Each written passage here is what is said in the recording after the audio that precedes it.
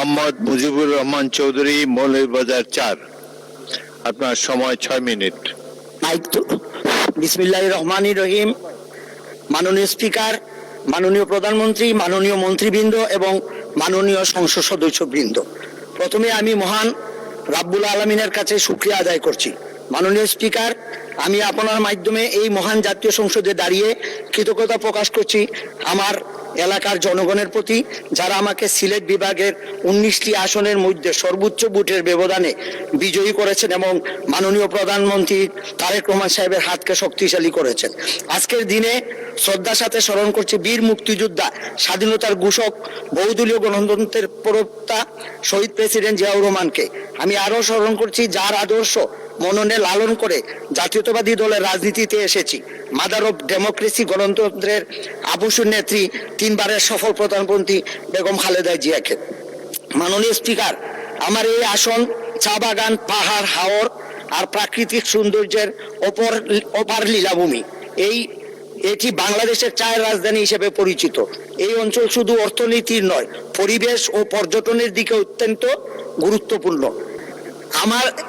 আমার এলাকায় হাওর, চা বাগান এবং আমাদের এলাকায় অনেকগুলা স্পট রয়েছে পর্যটনের, যেমন হামহাম, বাইকা বিল, মাধবপুর লেক এবং হামহাম জলপ্রপাত, বাইকা বিল, লাউয়াছড়া। অনেকগুলা আমাদের এলাকায় 29 জাতির বসবাস। তাদের সংস্কৃতি, তাদের ভাষা সম্পূর্ণ আলাদা। আমরা তাদের ভাষা এবং সংস্কৃতিকে সংরক্ষণ করা আমাদের উচিত। আমার এলাকায় পর্যটনের সুবিধার জন্য একটি পর্যটন ট্রেন চালু করলে খুবই ভালো হয়।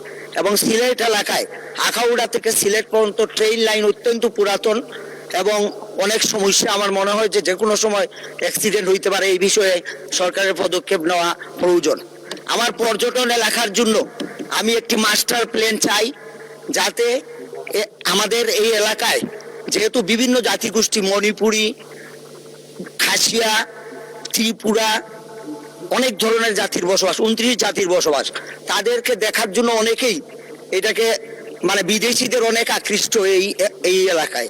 তো সেই জন্য আমি এই এলাকায় পর্যটনের একটি মাস্টার প্ল্যান চাই। আমার এলাকায় শমশনগরে একটি যুদ্ধ বিধ্বস্ত বিমান ঘাঁটি আছে। আমরা এই বিমানকে পুনরায় চালু করার জন্য আমি পর্যটন মন্ত্রীর কাছে আকুল আহ্বান জানাই। সম্মানিত মাননীয় স্পিকার,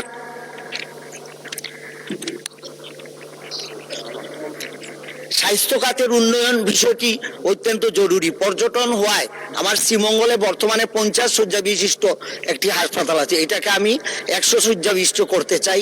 এবং কমলগঞ্জেও একটি 50 শয্যা বিশিষ্ট আছে, এখানে আমরা 100 শয্যা বিশিষ্ট হাসপাতালে উন্নীত করলে এলাকার মানুষের অনেক উপকার হবে। সম্মানিত মাননীয় স্পিকার, আমার এলাকায় শ্রীমঙ্গল থেকে শমশনগর, কমলগঞ্জ শমশনগর হয়ে চাটলা বর্ডার পর্যন্ত যে রাস্তাটা, এটা ছোট একটা রাস্তা, এটাকে যদি 4 লাইন বিশিষ্ট করা যায় তাহলে এই বিদেশ থেকে, ইন্ডিয়া থেকে যে রাস্তা দিয়া অনেক বাণিজ্য সুবিধা হবে। এই জন্য আমি এই রাস্তাকে 4 লাইনে উন্নীত করার জন্য আশা পোষণ করছি।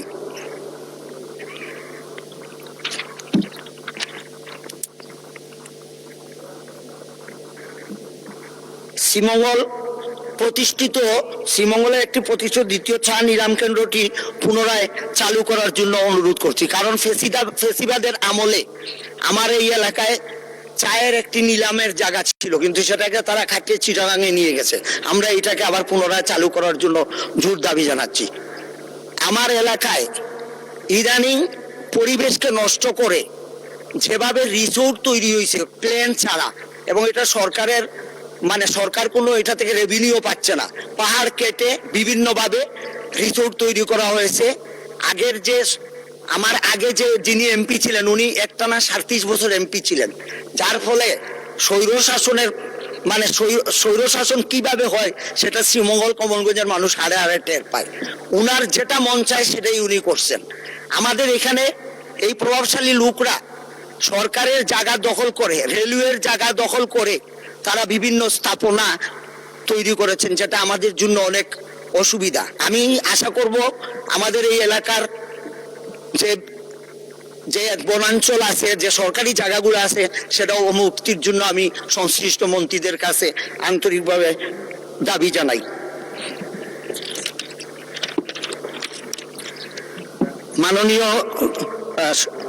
মাননীয় স্পিকার, আমার এলাকার চা শ্রমিকের জীবনমান অত্যন্ত নিম্ন। আপনি যে মজুরি তারা পায়, এটা দিয়ে সংসার চলার কোনো অবস্থায় সম্ভব না। তাদের এই মজুরি এবং তাদের সামাজিক উন্নয়ন কাঠামো আমি আপনাদের মাধ্যমে সংশ্লিষ্ট মন্ত্রী মহোদয়কে জানাইতে চাই, তাদের ব্যাপারে একটু দেখা দরকার। এইবার তারা আমাদের জনাব তারেক রহমান সাহেব যখন মৌলভীবাজার গিয়েছিলেন, ম্যাডাম ভাই আমাকে 1 মিনিট সময় দেওয়া যাবে? স্পিকার মহোদয়, মাননীয় স্পিকার আমাকে 1 মিনিট সময় দিন। ভাই বলেছেন যখন তথ্য দিতে হবে 1 মিনিট সময়, বলেন 1 মিনিট। ভাইটাই বলবেন না। আমার এলাকার মানুষ অনেক সহজ সরল এবং কর্মঠ। জনাব তারেক রহমান সাহেব যখন আমাদের মৌলভীবাজারে গিয়ে বলেছিলেন, তখন তারা ওনার কথা মননে লালন করে বিপুল ভোটের মাধ্যমে আমাদের মৌলভীবাজারের 4টা আসনকেই তারা পাশ করিয়েছে। এই জন্য আমরা তাদের কাছে ঋণী। আমি চাই চা জনগোষ্ঠীর উন্নয়ন হোক এবং নিগোষ্ঠীর উন্নয়ন হোক। আমাদের এলাকা পিছিয়ে পড়া এলাকা, 55 বছর আওয়ামী লীগ শাসন করছে, কোনোদিন বিএনপি এখানে ক্ষমতায় যাইতে পারে নাই। সেই জন্য আমি আশা করব, উন্নয়ন থেকে আমরা অনেক পিছিয়ে, আমাদের রাস্তাঘাট কোনো কিছু নাই বললেই চলে। এই এক ব্যক্তির শাসনের কারণে আমাদের এলাকায় উন্নয়ন হয় নাই। মাননীয় স্পিকার, আপনাকে অশেষ ধন্যবাদ। আমি আমার বক্তব্য এখানে শেষ করছি। আসসালামু আলাইকুম। ধন্যবাদ মাননীয় সদস্য।